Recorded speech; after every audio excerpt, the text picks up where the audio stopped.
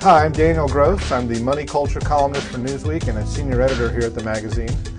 This afternoon we're going to be speaking with Robert Reich, the former Secretary of Labor during the Clinton administration, a prolific author and professor of public policy at the University of California at Berkeley. Where are we now in terms of the economy?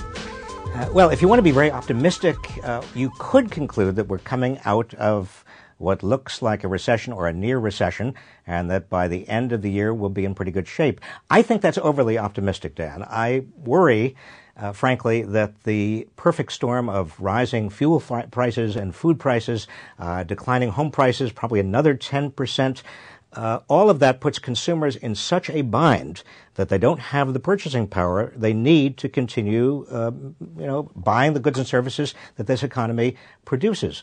And consumers are, after all, 70% of the economy. Consumer confidence continues to drop. Consumers are deep in debt. Credit card debt is about $1 trillion now. And on top of that, mortgage debt. I just don't see an easy or quick light at the end of this tunnel. I think one of the interesting stories about the first quarter and the first half was this question of decoupling. In other words, if the U.S. was sort of stalling, slowing to a halt, the rest of the world, especially portions of the developing world, still seemed to be growing at 8 or 9%. That was certainly the case back in January, and there's this big question over the kind of global economy as to whether that would continue to be the case. Let's put it this way. The rest of the world is not nearly as dependent on U.S. consumers as it was, say, 10 or 15 years ago. The rest of the world has much more indigenous demand. Now that Eastern Europe and Western Europe are together, 300 million people in Europe, a lot of indigenous demand there. China and India creating a lot of demand there. Japan, obviously, a great deal of demand there. And all of that demand does not, obviously, by definition, depend on America, the United States. But let me hesitate, or at least hesitate on that note.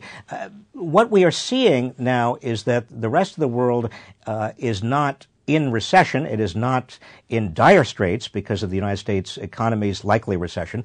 But the rest of the world is not in great shape.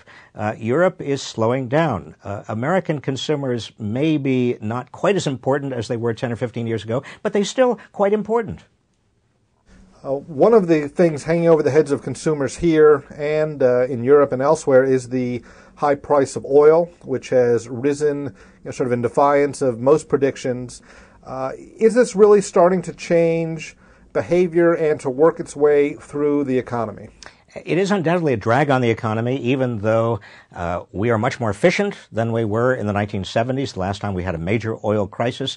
It is still obviously slowing the economy down, and that energy drag, that oil drag and other related natural gas drag, that's not going to end because the demand from China and from India and elsewhere around the world for energy is going to continue to rise.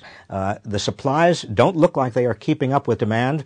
And Dan, let me just say this. The biggest effect in the immediate future of gas at $4 a gallon is political. I mean, Americans hate to pay a lot at the gas pump, and they take it out on whoever is in the White House.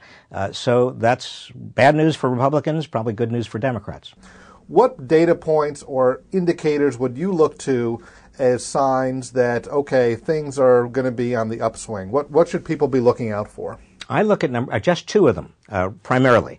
One is the job numbers, and that is mostly the employer survey, not the household survey. And then I also look at those monthly numbers on incomes. Over 1 month period, you can't tell very much, but you can tell over 2 or 3 months what the trend is. And those tell you where consumers are. And where consumers are tells you where the economy is going to be because, again, consumer demand is the name of the game. Thank you very much for your time. Well, thank you, Dan. Appreciate it and look forward to talking to you again.